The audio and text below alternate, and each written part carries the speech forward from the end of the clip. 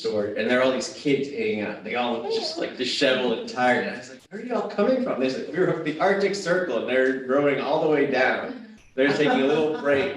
And I was like, wow, all right, that's amazing. Makes you feel lazy. I know, right? I mean, unless you just hiked like 30 miles. No, I don't think I did anything nearly as impressive as these like high school kids that day. That's amazing. Yeah, they're going, I don't know, I think they're ending in, I don't know, they're going far. They're going, started far, they're going far. It's amazing. All to know that we are live streaming now and it's unmuted, just so you're all aware. Doesn't mean we have to just like get going. Yeah, you know, maybe. Let's get going. All right. All right. And then we'll welcome people in as they come in. I'm glad we did it in this room. Hi, everybody. It's like we can have a nice conversation tonight. So let's see, I just want to welcome you all to the Pedestrian public meeting. This is our draft of the plan. I've been doing this for a long time. Allow, yes, thank you. So what's important to say? I guess I want you to know that this is draft plan. So we are asking for comments and feedback. That's up until April 14th. That's the most important thing I want you to walk away with tonight, is to submit us your feedback by April 14th. It's on engagekingston.com. All the full plan is there and all the different chapters are broken out there. I guess I just wanted to say that I feel like this draft plan is part of a conversation that we're having about different forms of transportation in our city. And I trained this conversation like a decade ago. It was about around the time that the bike lane on Broadway was first brought up. And I remember sort of naively thinking like, who wouldn't want a bike lane on Broadway? And that's sort of what pulled me into it. I started to be bike friendly Kingston. And I sort of feel like this plan in some ways, it's sort of nice that it's coming now, because I feel like we're at a point now to start looking at the future and what we want to do. So I'm gonna say, please speak closer to the mic. There is a mic. Thank you. The microphone is here. Let me see. I think, What do you think? have to speak a little bit louder, Emily. All right. Yeah. Thank you so much, Matthias. Please message again if you can't hear me. Maybe, and we might have to speak a little bit towards the screen. I talk loud. Hey, you guys, come on in. Come on in.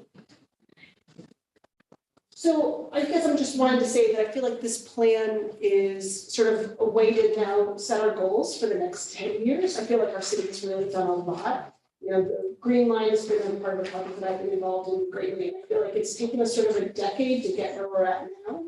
And I feel like this plan can now set us up for like the next decade of work. I'm really excited to start working on that. And what else do I say? Oh, and also, Oli and I have talked a lot about how this is a living document. How this, as being part of a conversation, we want to hear your feedback tonight.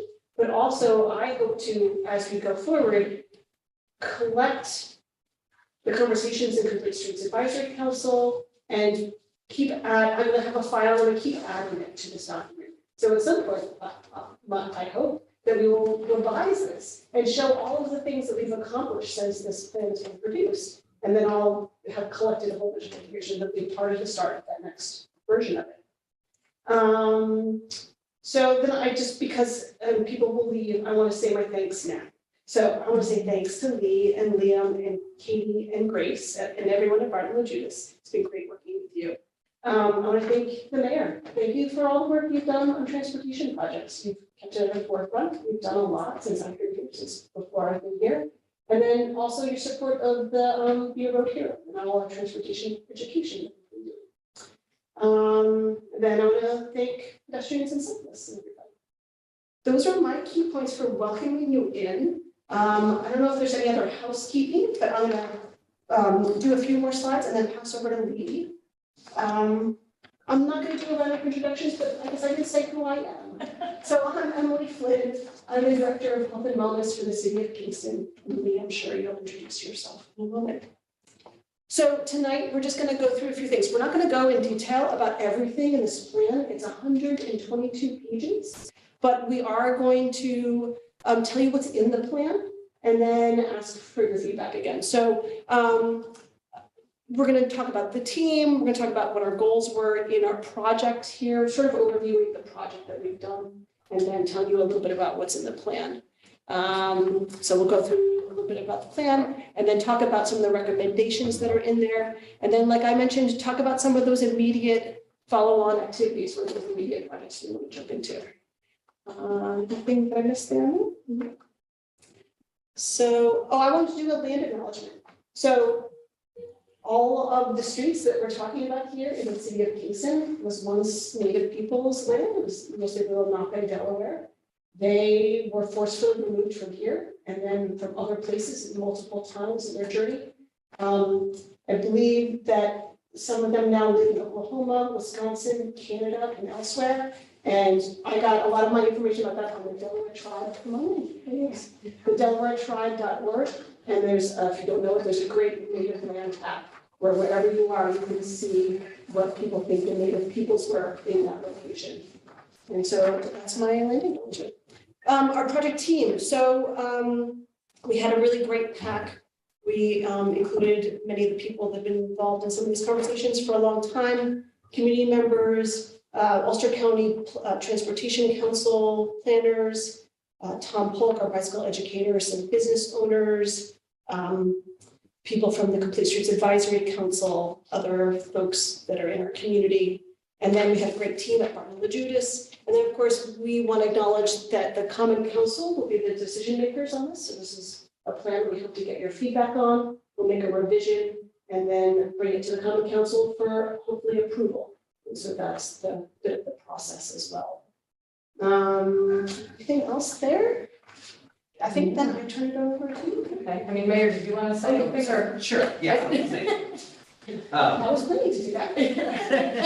That's why we have Lee. Yeah, exactly. So I just wanted to say thank you to everybody for being a part of this process. As Emily said, this has not been, this has taken time, because one of the things that you're going to see in this document that we're going to go through tonight is that we actually collected a lot of data that we didn't have before related to pedestrians and bicycling in the city of Kingston. Has never been all in one place. And so that document is the first time ever where we've been able to really feed all different types of information that is, some of it's already collected on an annual basis. Some of it's never been collected before. And you'll see in the plan that we've also identified some key intersections where we wanted to get a sense of where are pedestrians, where are cyclists, how are they using the intersections, where are they coming from, just to get more information about it in our city. I think you'll also see in the plan that we really try to put forth some really great strategies that we believe that the city can adopt and that the community can adopt to be able to help move forward even further the work that we're doing related to complete streets and to pedestrian and bicycle safety. And so I think that we're going to really want to hear your feedback on some of those ideas and to see if we've, missed anything, but I feel like we've really tried to be comprehensive in our approaches, and we've really tried to look at some of the intersections that we know that are of concern that we've heard.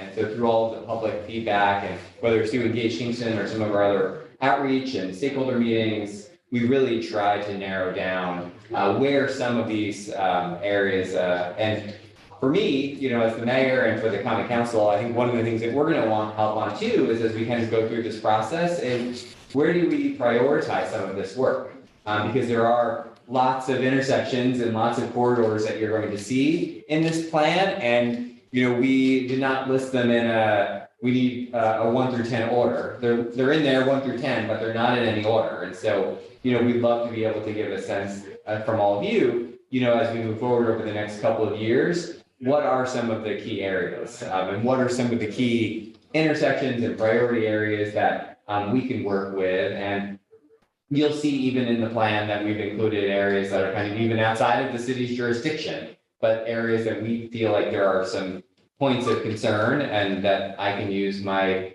limited powers of persuasion to some of our state officials to say, hey, you really need to focus on this area, you need to focus on this work. And so from my point of view, this is really a good tool. I think we've been able to show over the last, 7 years that when we develop plans, we use them to go get grant money. We use them to be able to help guide our future work. And that we are, I think, we've been able to show progress. And this type of plan, I think, will be no different. And we're just really excited that folks are engaged and interested in this. And so, Emily, I just want to thank you for your leadership, for getting us to this point. You've really done a great job, and it hasn't been easy, but thank you.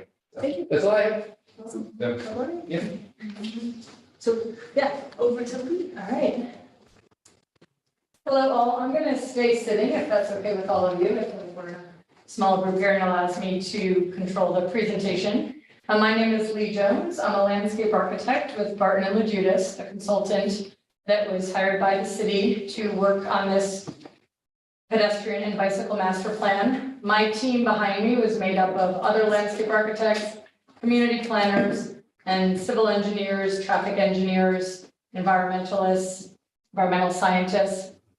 And again, working incredibly closely with Emily and the Public Advisory Committee. And as the mayor mentioned, as Emily mentioned, I'm not going to go into great detail of, hey, this is how we think this intersection should be improved or how this corridor should be improved, because there's a lot in this. And what I'm going to give you is the framework of how we got to here, and hope that you visit Engage Kingston and really sort of dig down and look at some of these reports and maps in closer detail. And again, I'm going to walk you through how we started and where we are today, and then we can open it up to conversation. And if there's questions along the way, you can ask as well if there's something I'm saying that doesn't make any sense. So just to start from the beginning is, why did Kingston do this? And the whole purpose of this pedestrian and bike master plan is to provide Kingston with a community-based, data-driven blueprint for future decision-making and infrastructure investment, and to position the community for seeking future funding opportunities, focusing on making recommendations to improve the safety and conditions for active transportation users, to reduce vehicle congestion and emissions, and to support a culture of health across the community. And what Emily said was key is that this is a working document. I have some maps that are printed out here that, again, are all in the report. And one of them is figure 15, the recent projects behind me. I literally had to update this 2 weeks ago again, because the amount of projects that are happening in Kingston right now is amazing, and they continue to happen. So the work that's already happening in the city is great. And as Emily was saying, this is a part of the conversation. This is a lot of the foundation to take conversations forward and to take projects forward, but you now have all of this information in one place. And I'm not going to walk you through all the objectives. The overall purpose sort of states that. And this is our project schedule. So we began working with the city in the fall of 2021.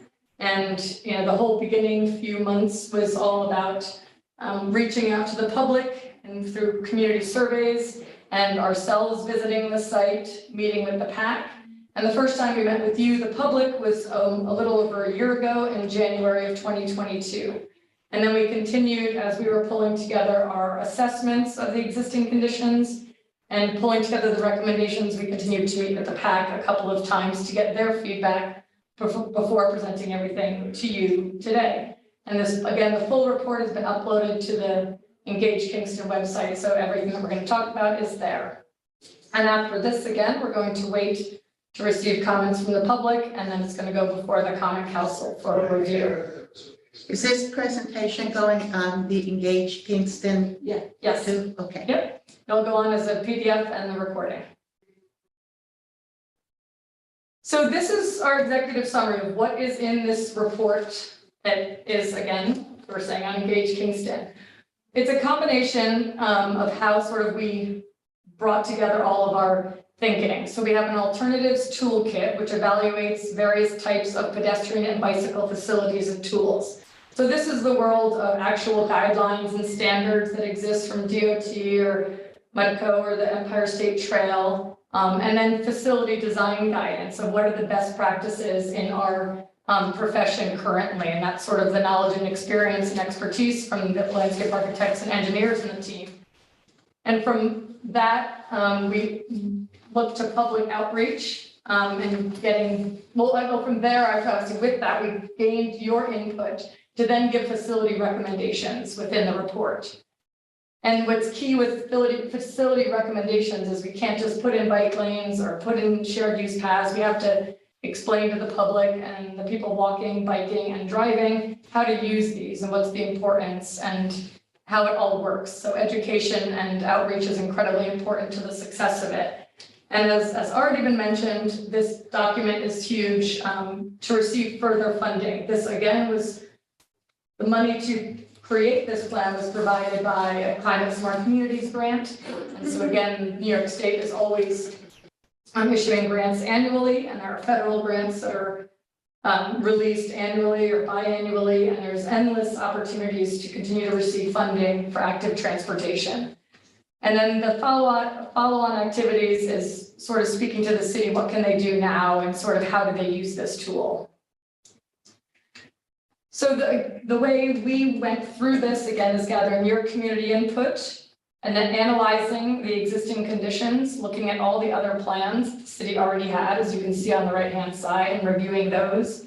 And that sort of gives us a framework of what are the needs within the city of Kingston and what are the opportunities, leading us to think of different alternatives to improve and or expand on recent improvements. And then looking again at the expertise of our professions, of what do we know and what has worked and what are the standards, leading to recommendations. And then again, the final is community input again at this stage to sort of wrap up the final report. So speaking of public engagement, there were a lot of tools that we used throughout. We had the project website on Engage Kingston. We had that initial public information meeting, which we had live polling on it. We did a written survey, like a question Q&A survey. And then we also did a crowdsourcing map, which allowed the public to actually pinpoint on the city itself to talk about things that work, things that don't work, things that they want to see. This is just one of the larger maps of pedestrian concerns. And as you can see, the size of the dot is how many people sort of commented on the same thing in any given situation. And as you can see, there was conversation throughout the city. This is pedestrian concerns throughout the city, and then bicycles concerns. So it's not just one area of the city that people are using, it's everywhere, which is why this plan is comprehensive and looked at the full city, which over here is just the study area and road classification of the city of Kingston, so you can see which roads were evaluated for this report. And overall, just the benefits of having active transportation, and it's just the improvement of a community's well-being. And it's everything from just the public health of obviously exercising more, the social benefits of being out and about and seeing people and not being in your car. And it's just the sustainable growth as well, and respecting the environment, having a lesser impact on it. And then the economic vitality of just having, again, more people on the streets and not in their cars leads to more commercial business. And then just, some Kingston key facts are always what we were looking at, is where does Kingston fit in to things, and sort of what would active transportation have on Kingston itself. And through this, there were 25 maps created within this master plan, looking at the road classification, jurisdiction, speed limits, slope, pointing out where municipal parking lots are, different transit routes, looking at sidewalks with respect to accessibility, level of service for pedestrians, bluestone networks, curb ramps, looking at shared use paths and the bicycle network, how it relates to the Empire State Trail and New York State bike routes, looking at bicycle trips from Strava, railroad infrastructure, recent projects, crash density. Again, there's a plethora of maps that really speak graphically to what is happening in the city currently. So one thing that we did of looking of data collection, this was us on the streets, evaluating, working with the city closely of what is the bicycle level of service and the pedestrian level of service. And what that means, it's a nationally used measure of, for bicyclists, of on-road bicycle comfort level, based on how many cars are driving on it daily, what's the percentage of heavy trucks, what's the speed limit, the number of traffic lanes, the width of the pavement outside of the edge line, on-street occupied parking, pavement conditions, and the presence of designated bike lanes. And then they are rated A through F, And you can just sort of see, Kingston overall falls in the, on the highest average is in the D range, but obviously there's a lot, close to 20% was given an A marking, obviously actually close to 30, 35, 40% is an A or a B. So again, Kingston's doing a lot of great things, and as you can see though on the map, it's not necessarily continuous, that all the A's are connecting with each other, and that's something we speak a lot too, of filling in the gaps and expanding on what is already happening in Kingston. Same sort of thing, different measures for the pedestrians, but same idea is what's their comfort and safety level.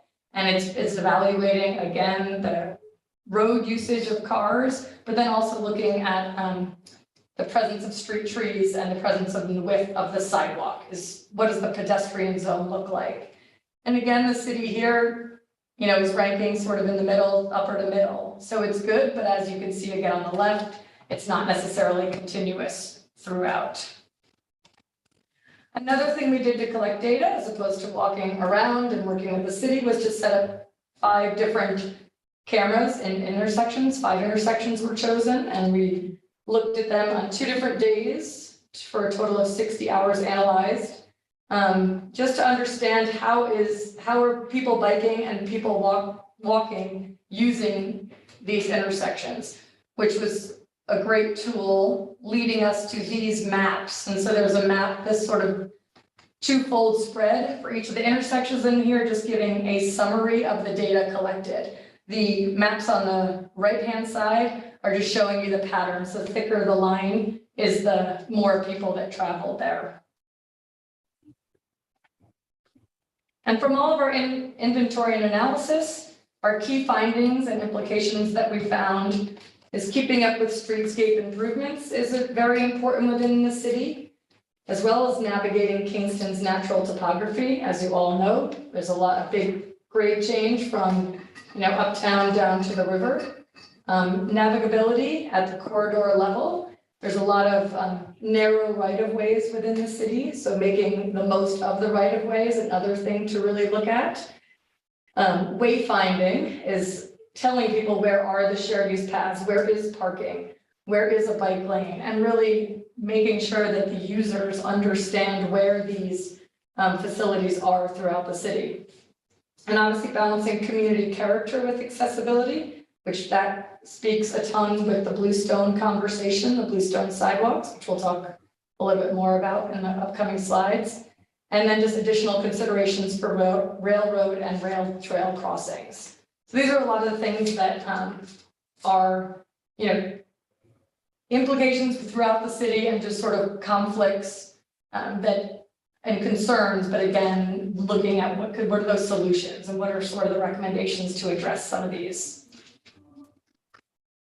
So I mentioned this is our overall report. I'm going to walk you through sort of understanding what each section looks like. The alternatives toolkit looks at, there's like probably 10 to 15 pages of this, of looking at all these different on-street and on-street facilities, off-street facilities, programming and policies, and then looking at the different user groups and how it impacts it. And in addition to that, the environmental categories of what are the positives and negatives. So as you can see on here, if we just look at bike boulevards, we sort of give what's an estimated cost, so the cost implications, and then who it's a positive for. So while it might be a positive for bicyclists, it might not be a positive for DPW, because that could impact how they might have to plow the streets or how it impacts their grading, the drainage. And so they're all different. It might be great for one thing, it might not be great for other users. And so this is just an overall toolkit that the city can use, and honestly, the public as well, to understand why decisions are being made. You might think it's awesome and that we should have, mid-block crossings everywhere, but we're going to walk you through why those might not be great and how it impacts different things. So again, this is going to help with the conversation, help with defining a lot of the terms that are used, and help with how it impacts all the different user groups. What was that big right N for emergency vehicles? There, Not bicycle. applicable, so N is sort of, okay. doesn't really apply. Yep. Can I ask one quick question? How are we prioritizing vulnerable road users here? Because that's really where the focus kind of needs to be. So what is your definition of a vulnerable road user? Rose, can we get through the presentation and then that's sort of a general question, I'm gonna save that for the end. Okay, I do have to go and do a bike program soon. I'm really curious. So, thank you. All right, Being in that category, I am too. yeah. I mean, then I'll try to answer. So I think the whole plan prioritizes vulnerable road users. It's a plan for pedestrians and bicyclists. And so we have recommendations that have to be looked at again further, but we have specific recommendations for improving the walk and bikeability for vulnerable road users. But how are you defining what a vulnerable road user is? It's very important. So we don't have that definition in, Okay, but I would say that it's anybody that's not in a vehicle. That's my own personal definition. the federal government and the state has a much more straightforward definition. Well, I would say that, I mean, just to follow up on that is, again, we are not, this is giving us the guidework of where places in the city need to be approved. And again, focusing on bicyclists and pedestrians, but not on the full range of each. Really understanding that this is not accessible right now, so it needs to be improved. But what we state throughout this is that any given recommendation needs a complete study. So if there is a corridor that there are different mobility of users, that maybe that different things have to be addressed, but I mean, pedestrian signal crossing are ways to do, to separate that, to lengthen those and to create the mid-block medians, to allow users to have the resting spot. So a lot of those type of uses are mentioned throughout this alternatives toolkit. While we don't speak to all the different levels of users, we speak as a more general sense, but a lot of what is in the toolkit is addressing those sort of concerns. And even just something over on this figure 24 is a sidewalk accessibility improvements area. And we looked at sort of prioritizing what should be, because the accessibility is not continuous throughout the city. And we looked at, could we define corridors that we would say should happen first, priority 1, priority 2, priority 3. And just so you know, the priority 1, we looked at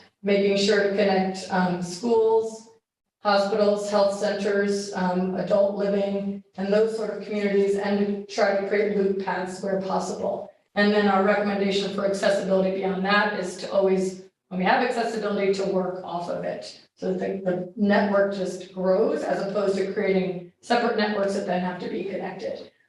So that the thought process of the different users is a part of our recommendations, but again, we do not specifically define them in the report. Matthias is asking us to slow down. I told you, it'd be the Q&A. The facility recommendations will be the next part that I'll walk you through. Again, through all of our analysis and inventory and all of our public feedback, working with the PAC, as the mayor mentioned earlier, we looked at outlining and pointing out some priority intersections and some intersections for further monitoring. And to the mayor's point, while these are numbered 1 through 8 and 1 through 4, it's not implying that number 1 is the most important and should go first. It's just talking about, just listing the 8 of them. And as I just mentioned, all of these recommendations would require additional traffic studies, analysis prior to implementation. And some recommendations include more than one alternative. So within the report, each of these priority intersections sort of walk through this is by corridors. Walk through what, intersections, give you an image of it, give you some existing conditions and some on-street and or off-street recommendations. Again, to get that conversation going of what we see and what we think could work. In addition to the intersections, we looked at priority corridors, and a lot of this was brought on by how is the public using the city right now and what corridors are being talked about the most. Obviously, there's a lot of overlap with the corridors and some of the intersections, but again, we walk through these different priority corridors and corridors for future monitoring in more detail. And then the shared use paths is obviously there's a lot of off-road paths currently, and we looked at how do we connect them to expand on that network as well, which is obviously the safest way is to separate the people biking and walking from the vehicles in places where we can. This I just spoke to, the sidewalk accessibility improvements area. So this is what I was just talking about on the map on the pass behind me. With the first tier priority covering the city's main high traffic corridors, excluding 9W and the Thruway. And again, trying to connect the facilities within the city that we think have the, either high traffic of users and or users that require the accessibility more than other user groups may. And then, as I mentioned, the second tier would work off of that and really encompass the commercial areas and the public facilities. And then the third tier, reaching out further from there to focus on the densely populated residential neighborhoods. But you didn't exclude 9W where it meets the Greenway Trail, did you? And then going over the Kingston Rhine Cliff Bridge, that area? Is that? Is it on 9W? I thought, yeah. So 9W is not a city road, so We can't do any of Okay. that's why that. it's not. All right. So going back to, again, the accessibility, the Bluestone is obviously incredibly important to the character of the city of Kingston, but yet it also is one of the biggest hurdles to creating accessible walkways throughout the city. So we have within this map, within the plan, an overall map showing where all the Bluestone is within the city currently. And our recommendation is to restore priority areas and maintain them, sort of shrink the footprint of where Bluestone will be to allow the city to better maintain it. And our first tier priority focuses on the Friends of Historic Kingston self-guided walking tours that you can find online. And then possible second tier priority covering the 2 proposed historic districts. And speaking to this, it's, this would allow the city to sort of gather up the inventory that they have, to store it, to allow maintenance to happen in these priority areas, as opposed to trying to maintain it in the full areas that it is right now. So you're thinking of maintaining it, not replacing it with cement? Exactly. Okay. The goal is to see how much Bluestone we can keep, but understanding it's a lot harder to maintain Bluestone sidewalks than it is concrete sidewalks. So then looking at the facility design guidance, looking at the best practices for pedestrian and bicycle facilities. So again, with this, we really look at defining all of these for you to expand everyone's vocabulary so that the conversation can expand. So that everyone understands what it truly means, what a bike lane means, what are the definitions, what are the requirements in order to put a bike lane in, looking at what's a curb ramp, street trees, and sort of what are all their definitions and what their impacts are and what their standards are. Because some people might say, yeah, I want bike lanes everywhere, but it's not actually a possibility because of the existing conditions. So this will just help the conversation and help everyone in the conversation to be talking about the same thing. So that section covers that. I was wondering, about benches being included in that, like being a senior. I know when I go the Hudson Valley Trail and the Dutchess Trail, I look forward to places where we can meet and people catch up and stuff. Yep. Yeah, absolutely. Benches are important, places to sit are important for people to be able to walk and take a rest, and not be asked to walk for extended periods of time. So that is discussed. And that's again, not mid-block crossings, but medians within it speak to that as well. So you don't have to cross certain streets all at once, dependent on the number of lanes. Outreach and education, again, really looking at the city producing informational material elements for education and programming. And honestly, this pedestrian and bicycle master plan is one of those materials, because it's again going to give you a lot of the language, a lot of the understanding, and a lot of the why Kingston can and cannot do certain things, certain improvements. Looking at developing partnerships and leveraging existing resources throughout the city, supporting the city departments and committees that are focusing on this, creating a public information campaign, continuing, again, Engage Kingston is already doing that, so continuing to add to Engage Kingston and keep the conversation going, and to create maintenance and improvement schedules.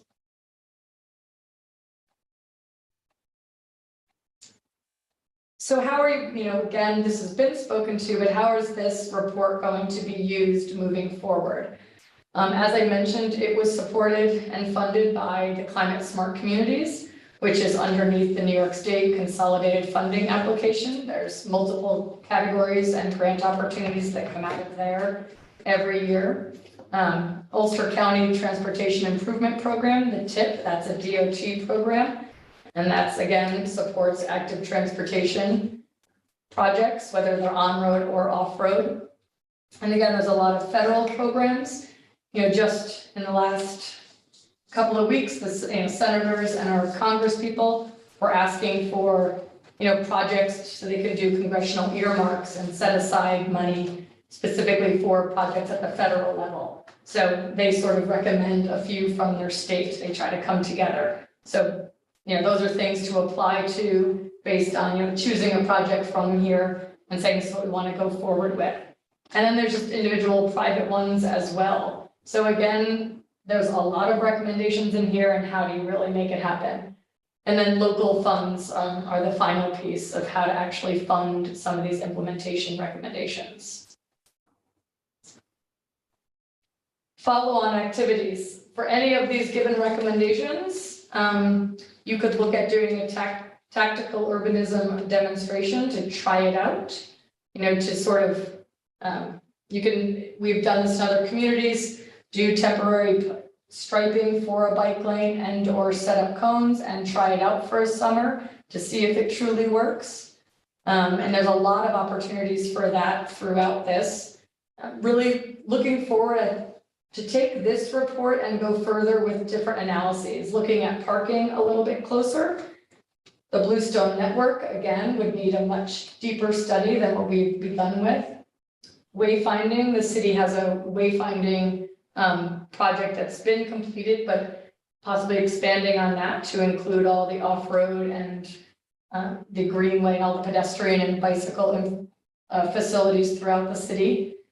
Continuing with really the data collection that we've been doing through pedestrian and bicycle counts with all the new work on Broadway, analyzing that to see how is it working so you can continue to implement the same things and or tweak the next round of improvements. The sidewalk district we talked about and looking at, does it make sense to actually define a sidewalk district? And then enforcement of, again, putting this infrastructure in. If we don't teach the people walking, the people biking, and the people driving all what the true rules are, we're going to have overlapping conflict of uses still. So enforcement of making sure that the users are using the new infrastructure correctly is incredibly important. Another thing that we did on March 1st, we gave a presentation to the city for Complete Streets training, and that sort of spoke a little more in detail about Kingston specifically on how to make Complete Streets is making that roadway space available for all users and making it safe for all users, basically from the sidewalk through sidewalk to sidewalk, and looking at how do we accommodate people walking, people biking, people driving, public transportation. And then we looked at it one level deeper of how do we accommodate that in the city of Kingston, which has a lot of different hurdles within it. The Bluestone sidewalks we spoke about makes accessibility different, but it's incredibly important to preserving the community character. Narrow right-of-ways makes it not so easy just to drop down a bike lane on any given road.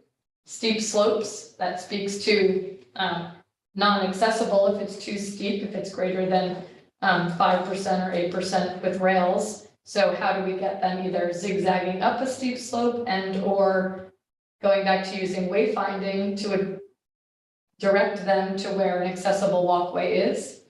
Railroad crossings, another conflict with trains and pedestrians and cars and bicyclists. And as I just mentioned, the education and enforcement. So this presentation was also recorded and is on Engage Kingston, as well as the PDF. So you can look at sort of a deeper dive into Complete Streets as a whole. It talks a lot about the different standards and where you can find these standards and guidance online. And our last bit before we sort of open up for a conversation is, as Emily and Mayor mentioned, we want to hear from you. So these are all the different ways you can do that. We've mentioned Engage Kingston throughout this presentation, and on that is our full project schedule, all the different reports and presentations to date, so you can look at everything in more detail.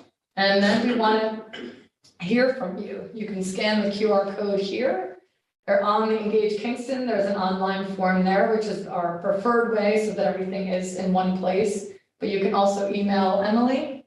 And I've got printed sheets here. And you got printed ones. Sheet with my mailing address and just. Yeah. And what we're doing is asking for you to get your comments in by April 14th.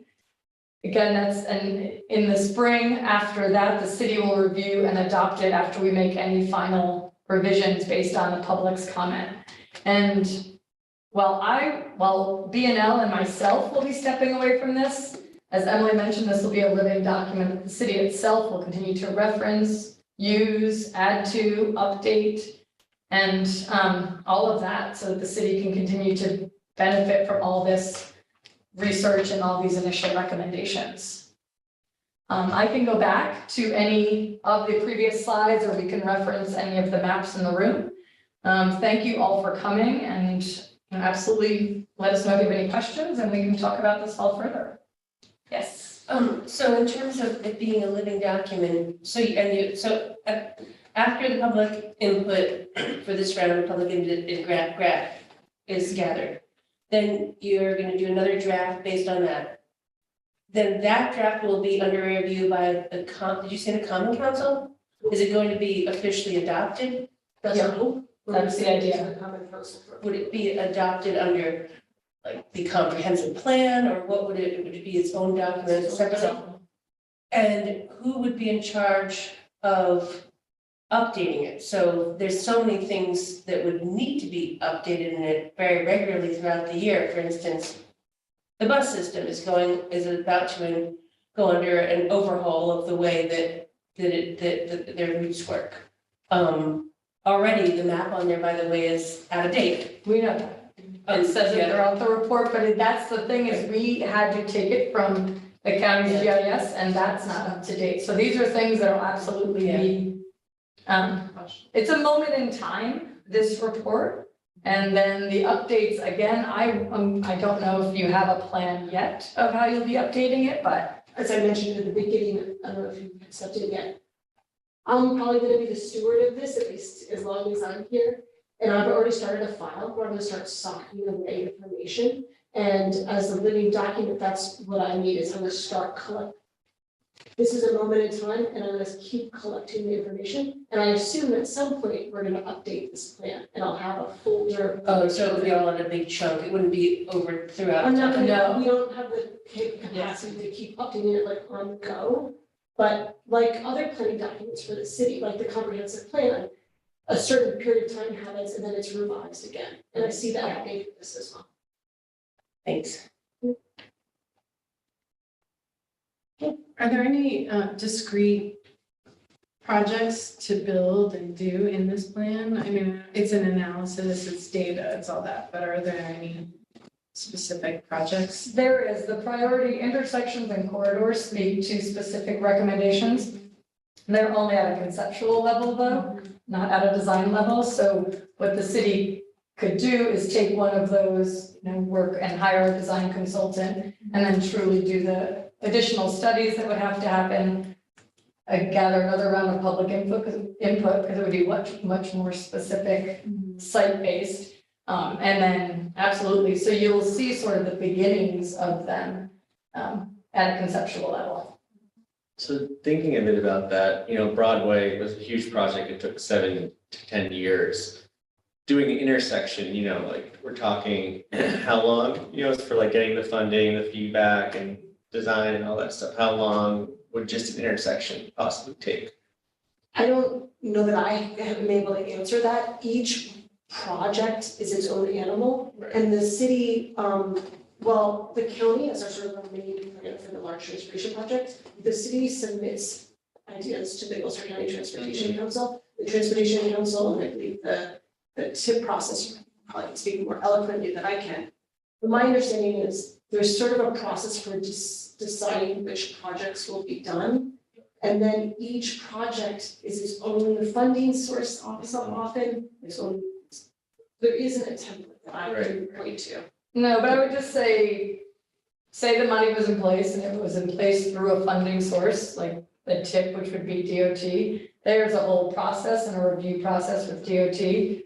We're working with Yonkers right now and we just submitted our advanced design plans and it's at least a 6-week review period for DOT to even get its comments back. So if it was just capital funds and the city was going forward and they were working with a consultant, I would say if you had the money in place, you could see something within 2 years. And with gathering the funding, I mean, that itself is another year or two to apply, get awarded, and then get the paperwork in place. So like if you get, like say the CFAs, the deadline to submit those are July 31st.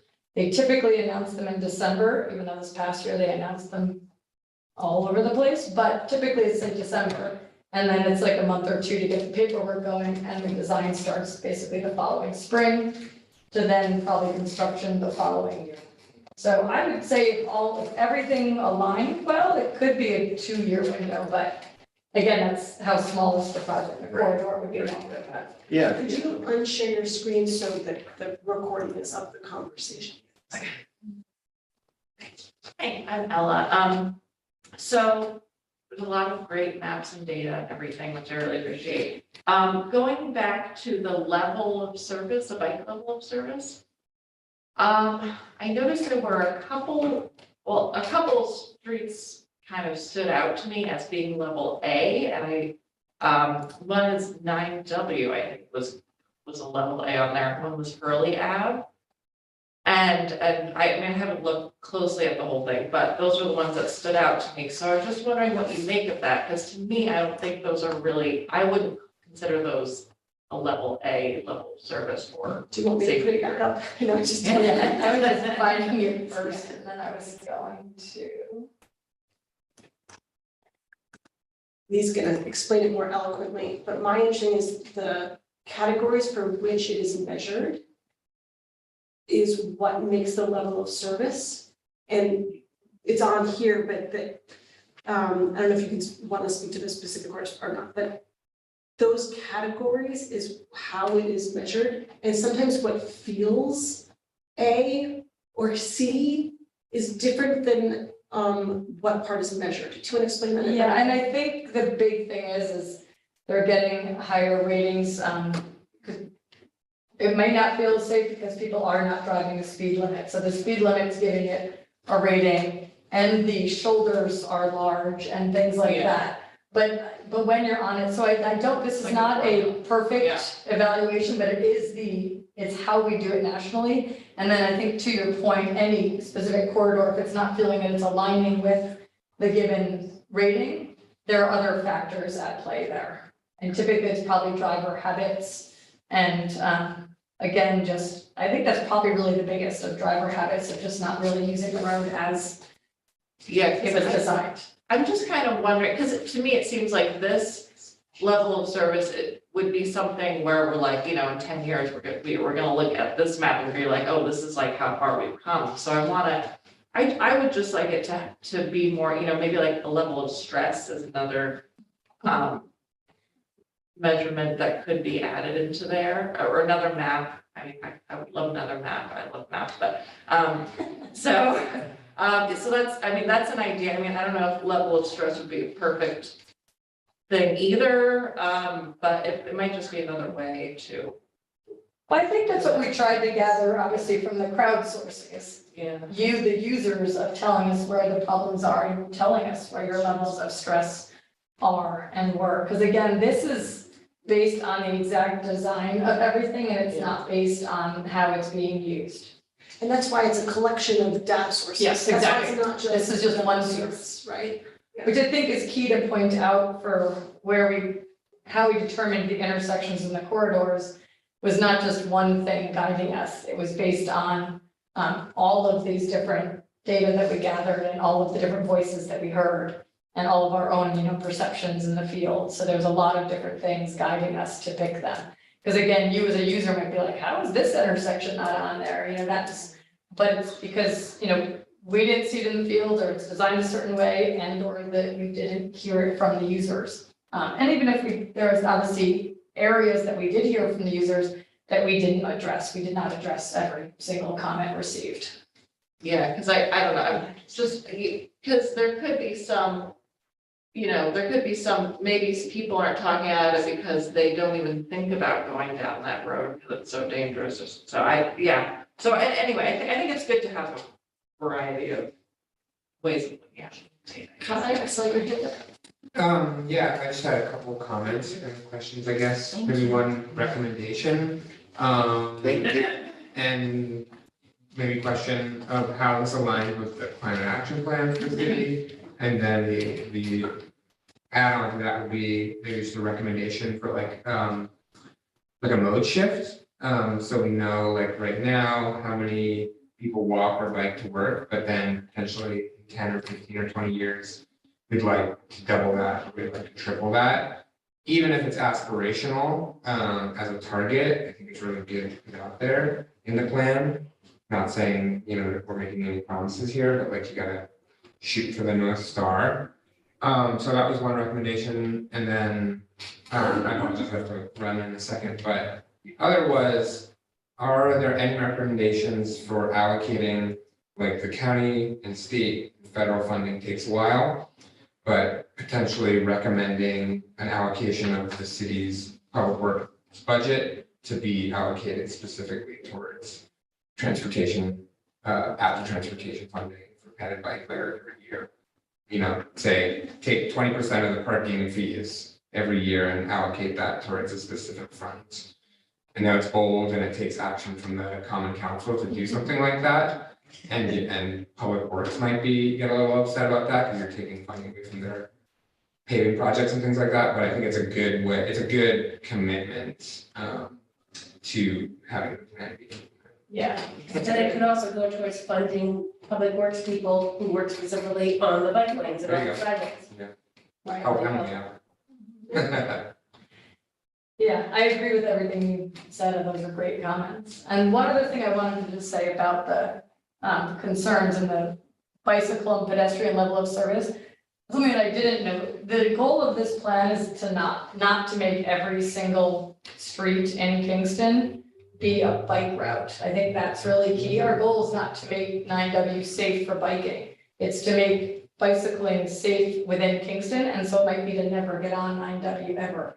And I think that's sort of what is key, is what are these networks and what are, which corridors should be improved, but it's not that every single street in Kingston we're recommending a bike lane. That's not the intention of the plan. I have a question about that. Maybe that's a question, because I already go. I thought I said Rose's. Yeah, I Okay, do no, have to run, no, no, because I gotta do the midtown accounting program. So just two really quick things. One, have you looked at where fatalities have happened when you're like on Washington Avenue where John was hit and out 9W, is that part of where you're like, okay, this is an area of extreme focus?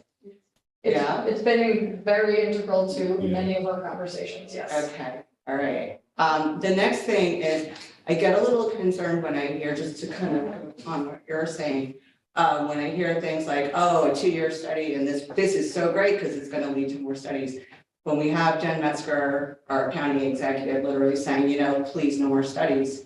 And we have people literally saying, please no more studies, just do something. And, a lot of these things that, these practice things that we can do not take really large acts or it just takes the political will.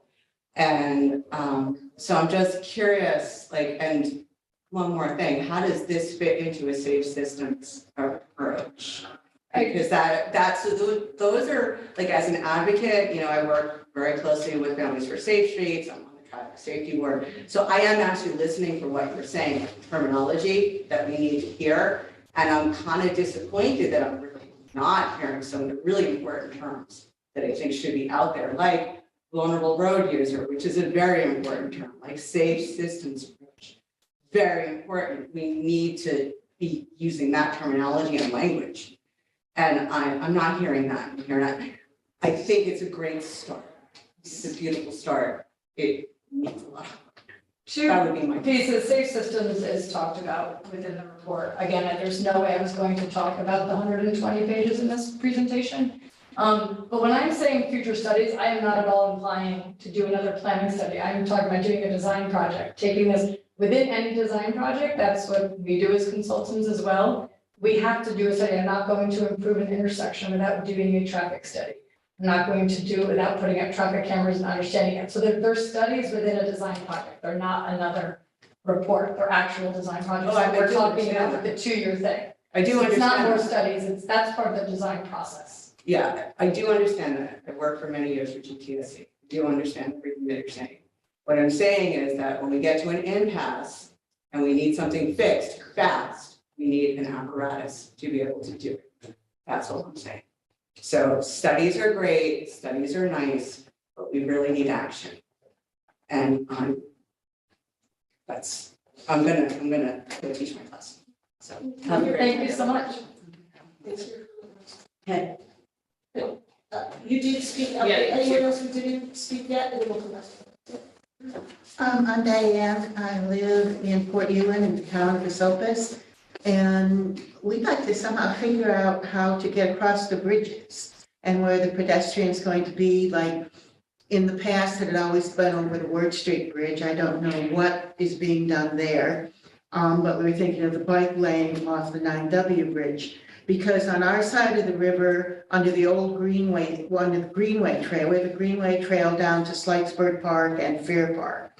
And like when we have food trucks at Freer, people like to bike to avoid all the traffic jams there. So could you offer any helpful suggestions on what we can do to get access and make use of the bridges? Since you connect to the O&W and the Hurley Rail Trail, how can you connect at the other end of the city? Across the bridges is, obviously the only way. And I'm assuming that's like 9W and it's state, not city. But like, who would you apply to and that sort of thing? And do you get half the bridge and then Esopus the other half the bridge? I don't know how it works. And then there's 28 too, accessing the city from outside without a car, I think is a really important topic. Oh, yes, Down 28, you're saying? Yeah. right. Uh-huh. Well, so I don't know, I guess I could start by saying that the boundaries of the study are the city limits. So we can't make a planning document outside of the city of Kingston. We can ask other organizations to consider projects, which we have done for some of the roads that we don't have jurisdiction over. But we basically, in the recommendations, we say we sort of like New York State to look at this intersection. I can't recall the bridges. We didn't. No, I don't. Where are those located exactly? Are they? So 9W is a very pedestrian, bicycle friendly. Yeah. But it's got a real wide side. Yes. We could put the rumble strips in maybe or something. Some cyclists don't like rumble strips. Yeah, Exactly. yeah, That goes I back know to that that. toolkit. It's gonna be, Right. one person's gonna like it, it's not gonna be good for another. But the Ward Street Bridge, I can't speak to that primarily, but it's under construction. I mean, I believe the plan, anybody here knows more than I can, looking around, is that it'll open back up, and that to me is definitely the pedestrian. Ways to Right, go. yeah. Yeah, I mean, I believe that it will be, I don't know the plans for the bridge, I don't know if it will include specific infrastructure, I can't speak to that. But. Because people I'm almost around certain there there's to get gonna to be the ice pedestrian cream. infrastructure there. There's pedestrian infrastructure previous, Readers, yes. and I don't know, I can't speak to that, honestly, I don't, I'm not connected to that. There were people advocating for it to just be a pedestrian. Right. Yeah. And then there's a topic of, do we want to maybe we should be really trying to get back some of these crazy whys in the middle of the city roads from the state, like also 557. on 9W, I-587, what the heck are they doing here? They shouldn't be here, let's try to get them. Maybe that should be in this plan. Because that was actually that was partly that was in the Ulster County plan for Uptown, 2012, it might have been 2011 actually. And that's what led to the Common Council putting out the resolution saying, yes, DOT, do a roundabout here. But they also put in a resolution that we will identify, and this is from the Common Council, it was part of an official resolution, we will address the other aspects of the Ulster County study. And they never did. There was like the corner of Clinton Avenue more recently with the DRI money, a little bit of that, but it was, well, part of it was putting a couple of roundabouts along I-587, so there'd be connections to there. I don't know, I might personally don't think that we should have roundabouts when we have traffic lights near it, but whatever. So I wanted to ask you about bicycles, and then also somebody, there no Zoom call tonight? There's not a way for people who are not here to comment or ask questions? So I have been monitoring the live stream, that's what we advertised, no one has put in, oh, okay, but, yeah, someone did have a question about the bus. No, they can put it in the chat if you want to tell them, Okay. or if you're here, if you can hear me, you can put it in the chat or I'll read it out loud. That's on YouTube. Yeah, That's on YouTube. okay. And I wanted to ask about the bicycles because, so I understand the idea of this is where we want to prioritize bicycle infrastructure. But and I understand like that if it's a slower street, that's where you want to really put up the signs that say share the road. But really, in reality, every street that is not like if you look at the, or if you look at this plan, what's our arterial plans, the ones that are local streets should all be sharrows. We should have the goal of stamping those stupid bicycles on the street of every street that's a local street. Everybody should be able to leave their house if they live in a street where traffic goes low, where it's a narrow street, where there are certain parameters, and be able to safely get places. Why on earth would we not do that? That's my question. Why wouldn't we do that? Why wouldn't we put sharrows everywhere? Or, shares are kind of silly anyway. Like, oh, share, but it tells people to share the road, but it doesn't really make anybody really safer. But shouldn't the goal be on every road that would fall under the category of being appropriate for a sharrow? All those roads should be aiming towards making it safe to bicycle on.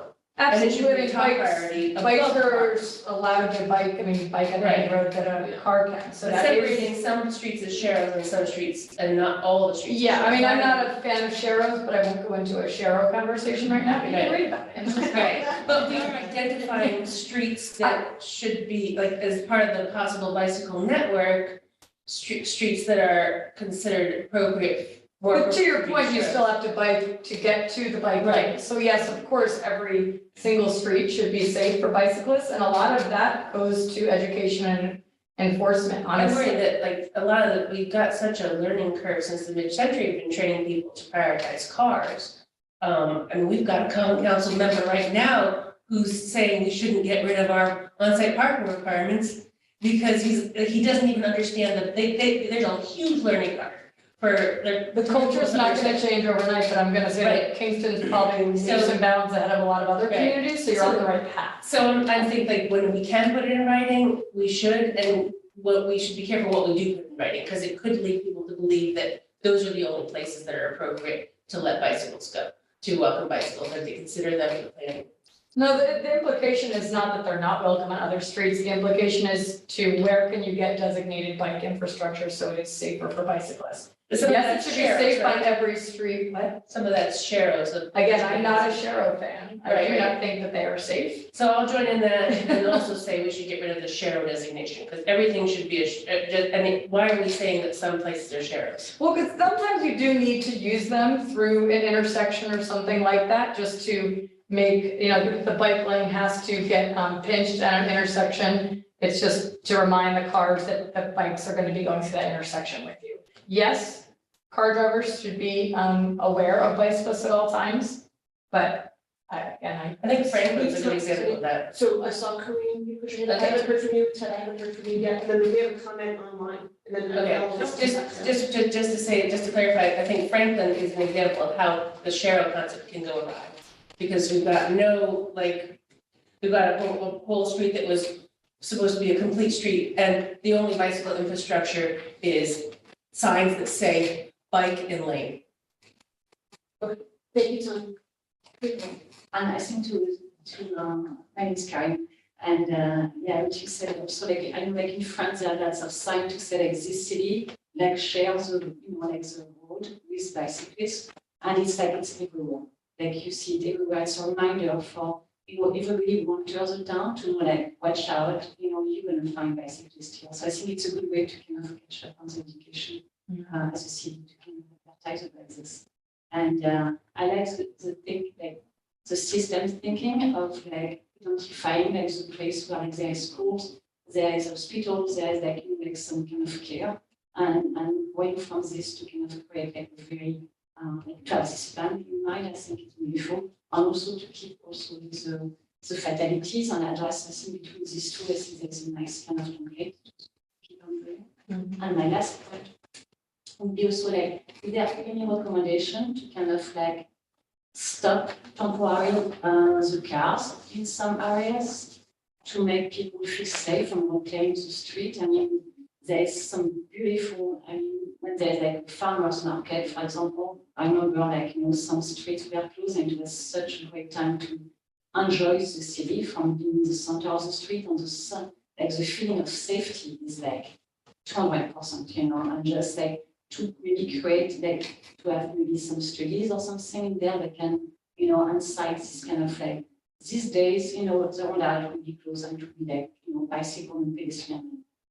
And they do it in Europe like all the time.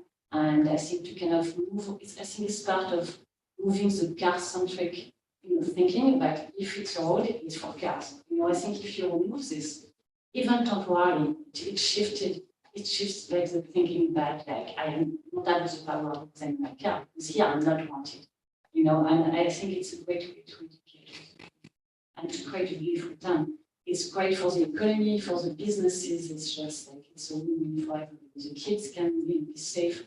It's just something to consider, maybe to add to. yes, I agree. I mean, I think COVID sort of sped that up a lot and made us start trying out things and taking away vehicle facilities, which we would not have done in the past. And a lot of those, if you've been in New York City, a lot have stayed that, weren't in the plan originally. And I do know other communities as well. I mean, like speaking to that idea of having a pedestrian street, maybe at certain times, I mean, Peekskill does that. They have their one block, they close off Thursday through Sunday.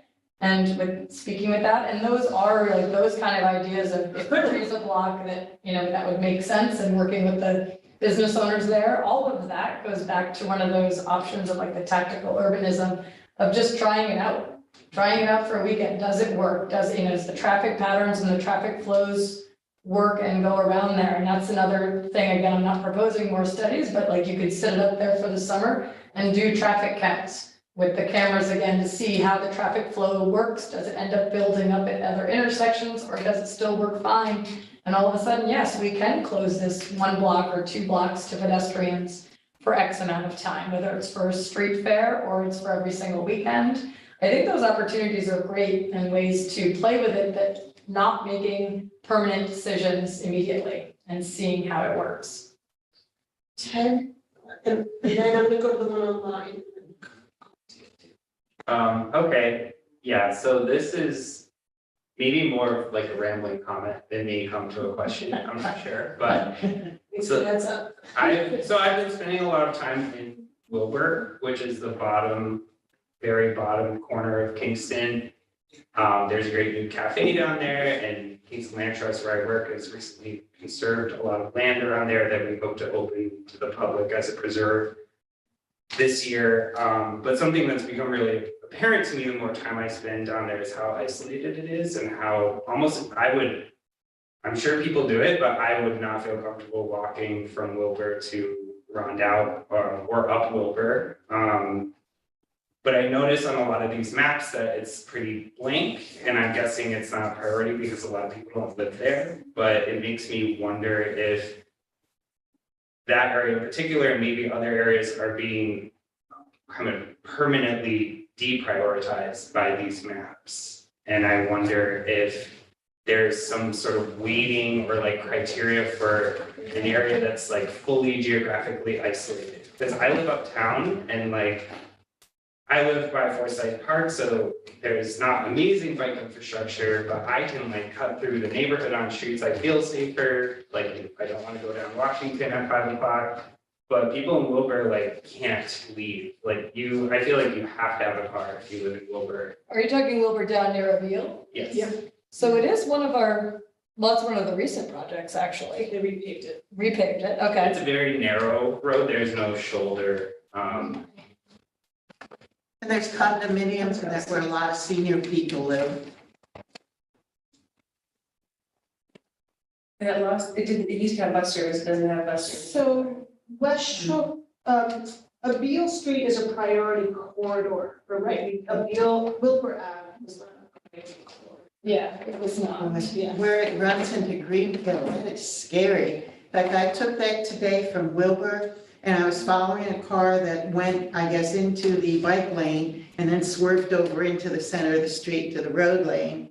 And then even I went to the Institute of Family Practice, and then going back the other way, the person, of course, got confused at that place by Stewart's where you go in the left lane instead of the right lane, which took me a decade or so to get straight. That intersection, whew, that area around there. Would it be safe to say, that you're saying you'd like Wilbur Ave to be looked at more as a priority corridor? I definitely think it should be. I think a lot of people from like Riften and people in the small town south of Kingston Hughes have come from that direction.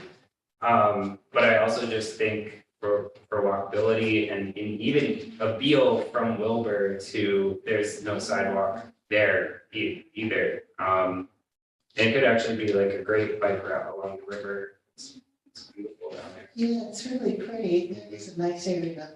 There's that well, St. Mary's well, that people use very regularly, which pull out in a very awkward way. It's kind of dangerous in And itself. I think growth wise for the city of Kingston thinking forward, you know, the new zoning and everything, probably there's not gonna be a lot built there in the next 100 years just because of the geography, but I think it could be more of a destination. Like I think it's a growing part of the city that's overlooked pretty consistently. Are there commercial buildings there now too? Like, is there There stores or? There's restaurants? one main cafe, but there's also shipyards where a lot of people work, a recycling center. There's a lot of boat and marine activity in the summer down there. So it's kind of seasonal, but yeah. So Wilbur Ave was in both the bicycle and pedestrian level of service, so it was measured in that way. It's pretty steep too. Yeah. So And there was a previous study on Abeal, and that's just not an easy street to solve, and I know everyone sort of wants it to be more bike and pedestrian friendly, and with the right of ways there are non-existent, I believe, so it requires either easements or purchase of private lands in order to create a separate, I think the recommendation was to create a separate shared use path, but again, it involves a lot of land acquisition, so. Remember I made a comment on you could pick your place that you thought should be improved. I was just so surprised there wasn't a sidewalk along going to the block park, you know. Yeah, that's one area. The access to like green spaces could be part also of like, you know, like having this beautiful site that you are developing there, to have access, to give access to green spaces and also part. I'll submit a comment. Yes, that would be excellent, that's Sticking the up. goal, yes, the goal, exactly. I'm gonna go to the comment that went online. So first, just Bedouin 88 said, yes, I had the same question about the bike level of service. I think that was a long time ago, so my apologies to them for not bringing it up in that moment. Then SMW 380 says, I'm curious about the education elements that have been mentioned. Heretofore, the city has let discussions on social media devolve to screaming matches with no moderation or attempts to educate. Then they continue in another comment, what are the plans for real education to all players? And then echoing the last speaker about Wilbur and South Wall as well, very hazardous for pedestrians and bicyclists. So the first comment to me is about, I see about the social media, and this plan doesn't address our policy or behavior around social media. So I'm not gonna dive into that, because that's not really about this project. But I can mention education for transportation users. And, in the plan, there is the recommendations for more education. And then we also mentioned that we did do the Via Road Transportation Education Campaign, which was our first attempt at education. And then, then maybe there's more, I believe the plan recommends for additional education. Yeah, and other programs, whether they're national programs or other programs that you can tag onto, and then I would think, Tom Polk, doesn't he have education through, I think local ones as well to educate users, and I don't know exactly how his program works, but I know he is a huge advocate for bike education and, car education with respect to bicyclists. And actually, I think his cycling 101 course for adults, I just saw was emailed out. Okay. Again today, so I think it's March 31st to April, so if you know anyone who's interested, I highly recommend his adult cycling class. I have taken it, it's phenomenal. Right, so I think in the recommendations, we say that we'd like his programs to continue, and he's now got funding through one of the state governor's safety transportation council, which is fabulous. I'm really glad that funding is going towards those programs.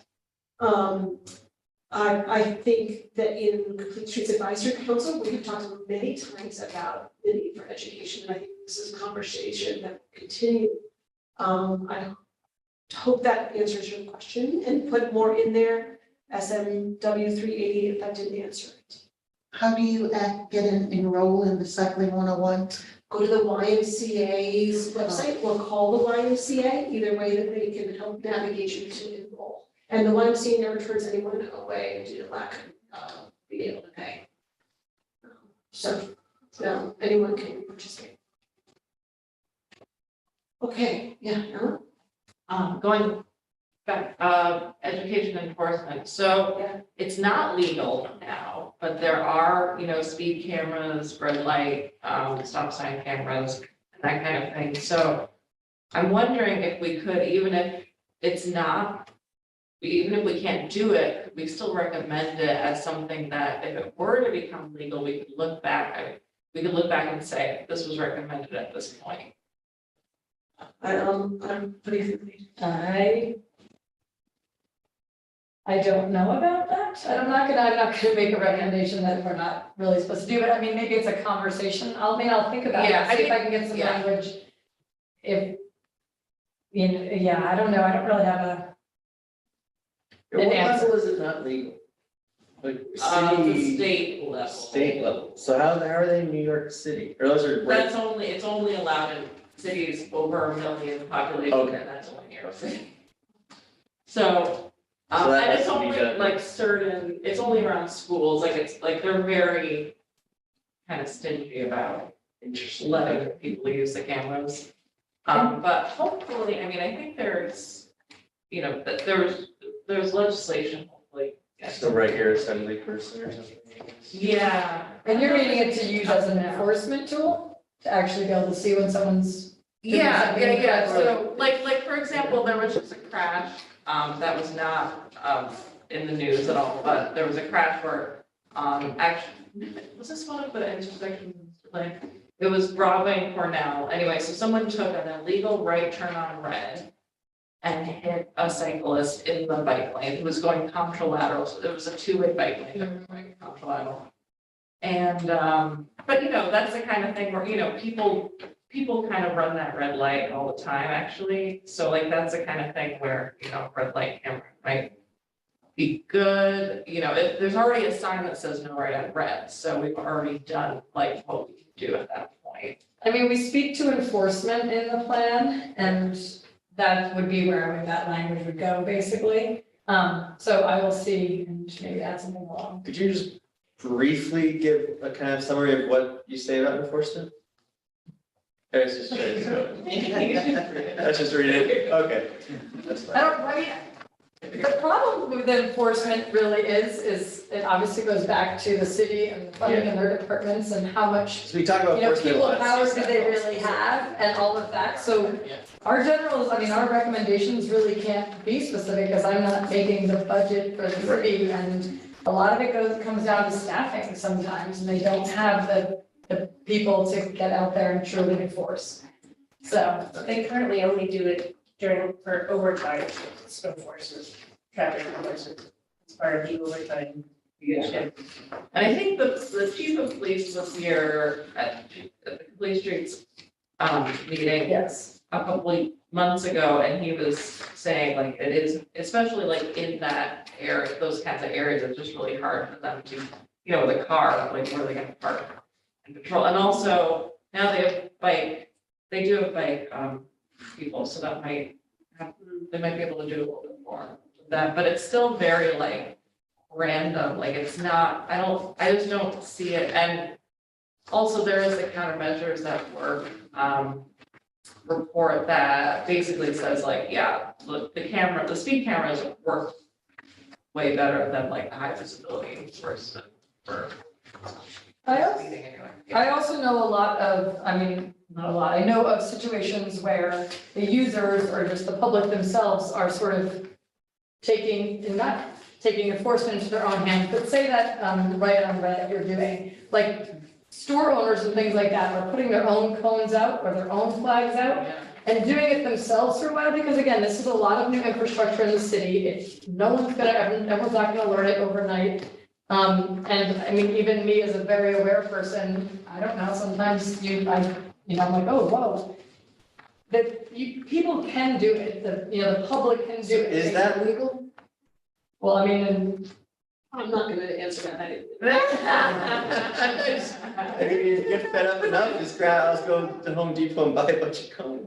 but it's not like to the point of like changing the traffic patterns. Right. When there's a new stop sign, people will hang like an orange flag on it for a while, things like that, and DOT does have sort of like a step up, to get people to realize it, like, stop sign ahead and those type of things. But then there are things, I'm not at all implying that once you go out there and, set up their own bike lane, but more of if you're seeing a problem, is there something? Can you set up a sign? Can you, set up something to make drivers aware, drivers and bicyclists of a conflict area? So, I was gonna ask earlier, a type of recommendation or comment, would it be appropriate to sort of suggest streets where we think there could be this sort of urban tacticalism, like where you maybe block off a street for a week or something? Because I just think of, like Broadway and Times Square, people freaked out about it, now it's just permanent. Exactly, yeah. You just get used to it, you realize, oh, we don't even need it. Right. I just think of that happening somewhere uptown or something, people would obviously freak out, but then they might realize like, oh, it's actually amazing. Yeah, exactly. Like, so how would that even, like something like that? I think I've asked this before in CSEC, like, how do you even get the ball rolling with that? And my answer there was it's complicated. Yeah. But I guess my question, I'm not avoiding it, but I'm gonna just pause for a second. Lee, my understanding of tactical urbanism, I think has been shifting in the last couple of weeks. I heard when you described it earlier, I thought it was really interesting because I heard you sort of say that it's almost like a mini engineering plan.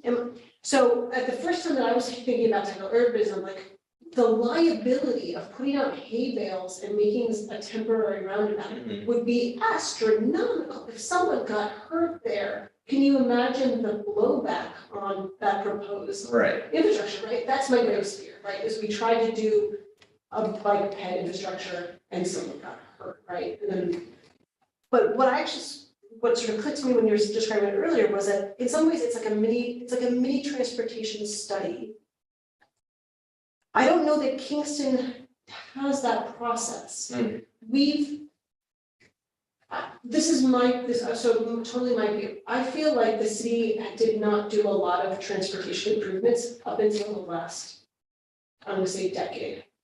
In the last decade, we've done a lot. It took a lot to get those going and funded and done. And I don't know that the city has a process for doing little ones. Yeah, It's it almost seems like, like a new idea, or it's relatively it kind was of, like Broadway was such a big deal. right, Yeah. That it took us a really long time to try that out. And if I recall, part of that discussion for Broadway was like, if it doesn't work out, don't worry, we can repaint it, right? So we didn't change it from curb to curb. And that was part of the negotiations, was like, this is sort of, we're trying it out. So, I'm digressing a little bit. I guess my point about tactical urbanism is like, it's actually, it's thought out. Absolutely. It's just it's maybe a smaller project. Yeah. It's sort of like a step one of a permanent project, and then if it Yeah. doesn't work, then you don't go on to step two. Yeah. But I it's just being love that idea designed, so it's much, being yeah. designed, it's not Yeah. just the users going out there again. I feel Right. like I'm on like record saying, go do it yourself. But my recommendation to you in terms of like, hey, this block would be great to close is to go to the business owners. Right. Because by the way, if you don't have them on board, it's absolutely never gonna pass. If Right. you need the business owners on that block to be all in support of it, and that's like the Peekskill block that closes, 100% run by the business owners. They're the ones going out and taking the removal bollards out and putting them back in. It's being run by the restaurant owners on Restaurant Row. Mhm. So to me, step one is, with your friends, if you're like already have a concept, is to go door to door to those businesses and start talking to them before presenting it to the city. Because that's who's gonna be the one implementing it and the ones who are gonna be supporting it and maintaining it, basically. So, because again, I mean, the city, while we love them to do everything, that's not practical either. The citizens, like the residents, have to be a part of the solution as well, so. Yeah, I'm thinking about like the Hasbrook and Delaware Parklet, and it was like a very tiny parklet at the beginning, and as we were involving the community and the design, and as it evolved, like the parklet, so then we kind of like go, and it kind of like absorb some of the lane and make like the whole intersection safer.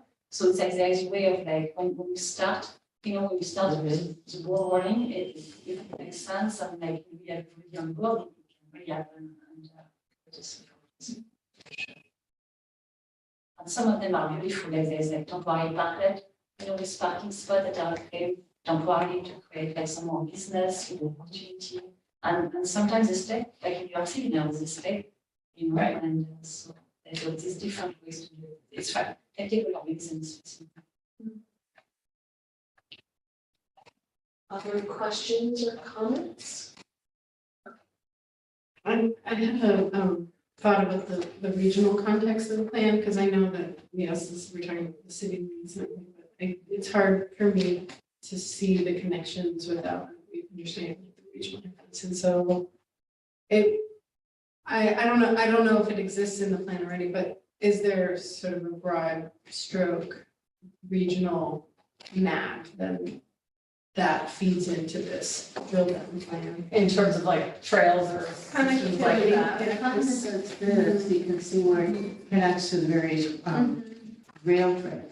But in something that isn't also informing the connectivity in the city, Yeah, I'm opening this up just because this is also a great map that sort of shows the context, like how, And it's pretty. Yeah. No, and I'm familiar, But I with just- like yeah. in the plan. No, in the plan, we do not speak to the connections to other communities. We were looking at the city, that's just such another huge different conversation.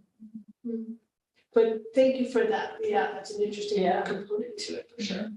Well, I mean, it's kind of, fingers crossed that other communities will see what Kingston's doing and prompt their own boards and councils to sort of move in that direction.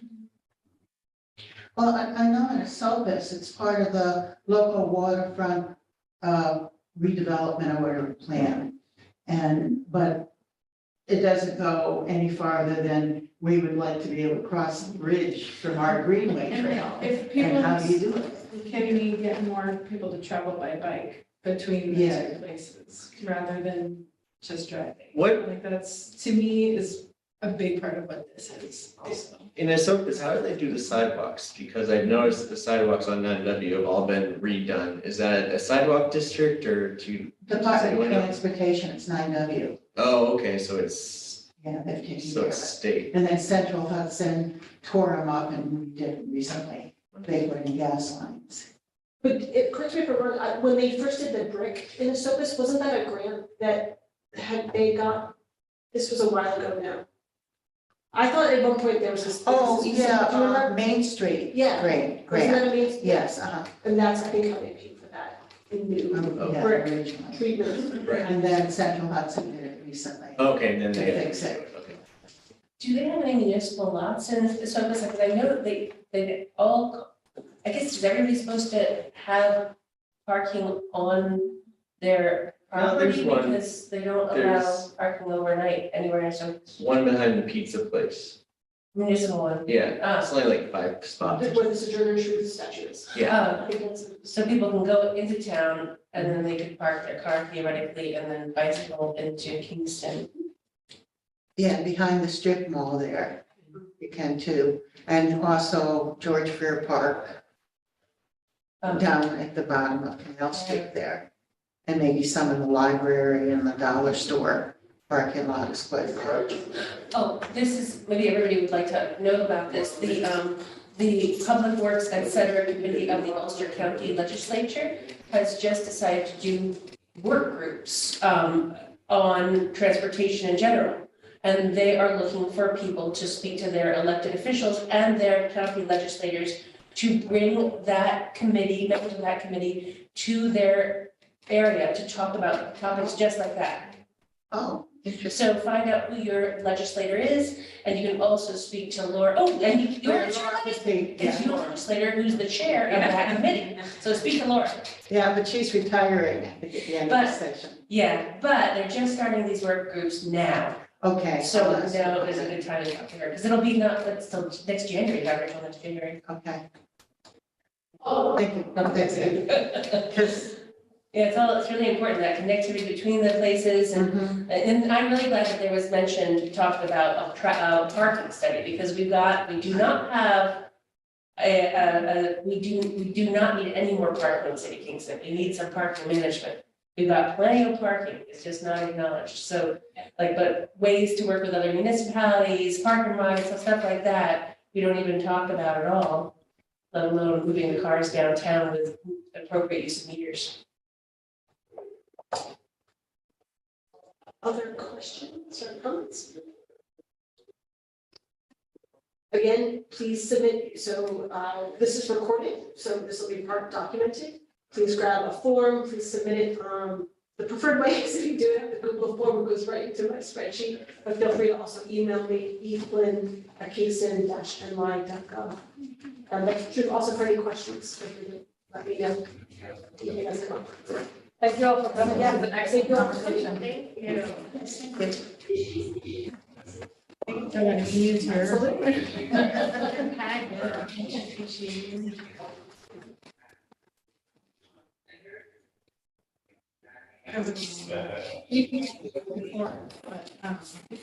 It's a lot.